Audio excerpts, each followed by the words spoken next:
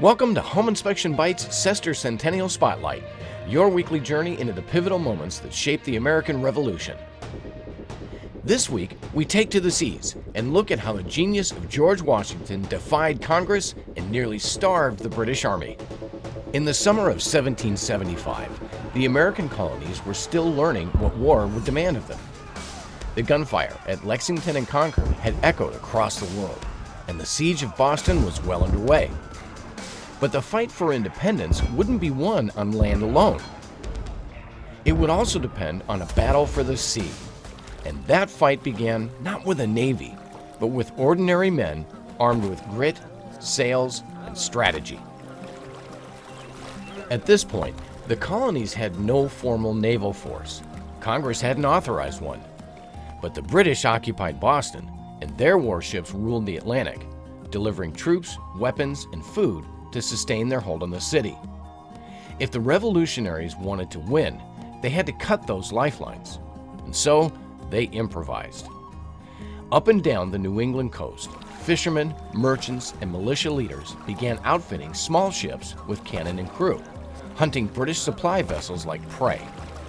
These were America's first privateers, and their mission was simple: stop the British, take what they carry, and feed the revolution. In Cambridge, newly appointed General George Washington recognized the opportunity. Though Congress had said nothing about a navy, Washington quietly ordered raids on British supply ships near Boston. His goal wasn't conquest, it was survival.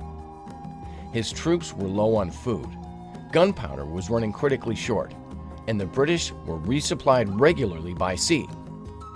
"I have fitted out several armed vessels," Washington would later write, "to intercept their supplies.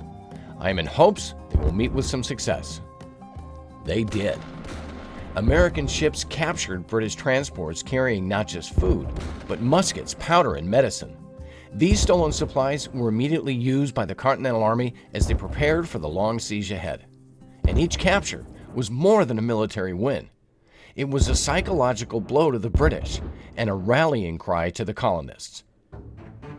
By late July 1775, local governments like Rhode Island and Massachusetts were officially authorizing privateering, issuing license for raids at sea. These efforts, unofficial, unsanctioned, and driven by desperation, laid the foundation for something much greater. And by October, Congress had no choice but to act. The Continental Navy was born. So why did these early naval raids matter? Well, because they kept the revolution alive. They proved that British power could be challenged, even on water. They fed the army, fueled morale, and gave colonists a sense of agency in the fight for freedom. In the long war that followed, the sea would be a place of danger, disruption, and daring. But it all began, not with ships of war, but with fishing boats, merchantmen, and brave volunteers who refused to surrender the shoreline. They didn't wait for permission. They saw the enemy's weakness and seized the moment. For Home Inspection Bytes Sestercentennial Spotlight, I'm Derek Hamato.